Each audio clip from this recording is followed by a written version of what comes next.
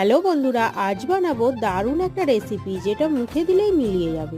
প্রথমে আমি এখানে ময়দা নিয়ে নিয়েছি। ময়দার উপর চিনি দিয়ে দেবো, লবণ দিয়ে দেবো, তারপরে ঘি দিয়ে দেবো আর একটু একটু করে জল দিয়ে ময়দার একটা নরম ডো তৈরি করব। তারপরে এখানে একটা শুকনো খোলায় মশলা তৈরি করে নেবো।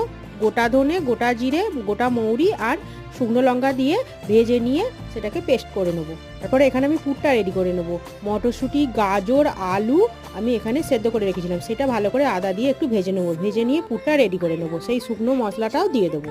কর্নফ্লাওয়ার আর সাদা তেল দিয়ে একটু গুলে রাখবো। তারপরে এদিকে রুটির আকারে বেলে নেবো, লেচি কেটে বেলে নিয়ে সেইটার ওপরে ওই কর্নফ্লাওয়ারের গোলাটা দিয়ে এদিকে লম্বে এবং আবারও লম্বে মুড়ে একটু বেলে নিয়ে তারপরে রোল আকারে পাকিয়ে নেবো। পাকিয়ে নিয়ে ছুরি করে কেটে নেবো। কেটে নিয়ে দুটো লেয়ার যুক্ত কত সুন্দর হয়ে যাবে বন্ধুরা। তারপরে আবারও সেটাকে ছোট করে বেলে নিয়ে তাতে পুরটা দিয়ে দেবো। দিয়ে মুড়ে আমি তেলে ছেড়ে ভেজে নেবো।